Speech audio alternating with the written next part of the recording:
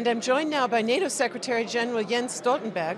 And you said in your speech, very interesting, that after Brexit, 80% of NATO's budget will be borne by non-European members. In other words, the European countries are very dependent, in particular on Turkey and the US, the two biggest payers.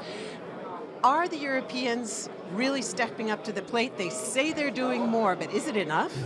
European allies are now stepping up, and I welcome the efforts of the European Union to strengthen their defense cooperation. That is important, and it's also very good that European allies, among them Germany, are now investing more in defense.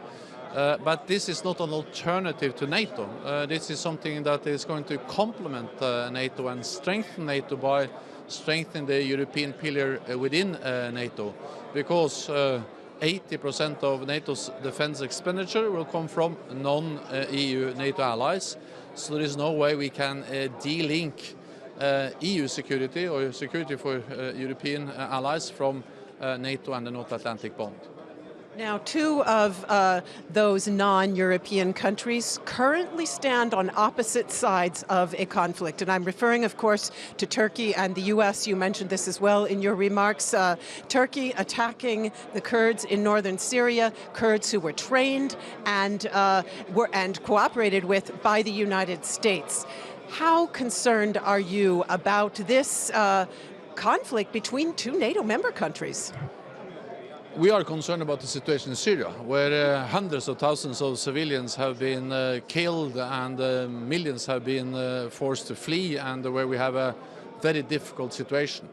Then Turkey and the United States and Germany and all NATO allies have worked together in the global coalition to defeat ISIS. So we have worked together and achieved a lot. The challenge now is, of course, what we see in northern Syria.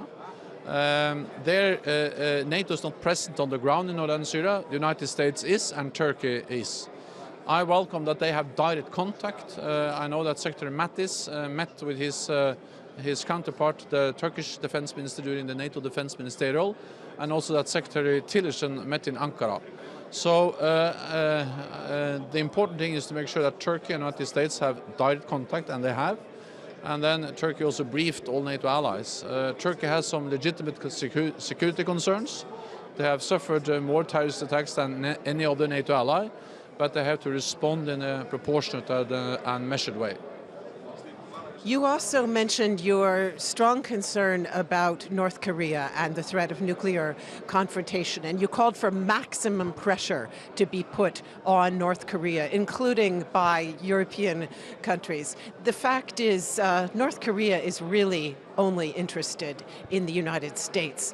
What more can be done? What is that maximum pressure you called for? We need strong economic sanctions, and the United States is member of the Security Council, as is all the NATO allies and Russia and China. And we need them to agree on effective economic sanctions. And I welcome the fact that the UN Security Council actually agreed to increase the economic sanctions, and also the fact that we see that the sanctions are now to a larger extent implemented, which means also that the sanctions have an impact on North Korea.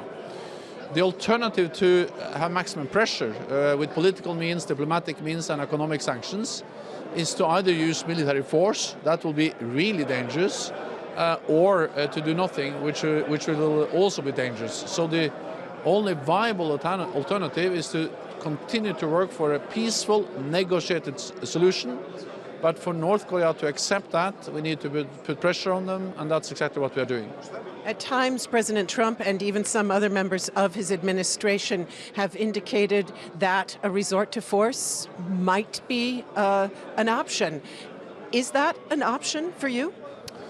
So the United States supports the efforts to find a political solution. And the United States is key in implementing and agreeing the economic sanctions in the UN Security Council.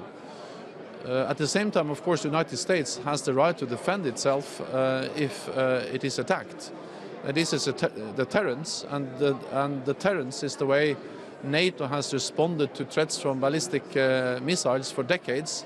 That was the way with the third, the Soviet Union during the Cold War, and that's in fact the same we do today, sending a clear message that we have the resolve and the capabilities to respond if we are attacked. Thank you very much, Secretary-General Stoltenberg.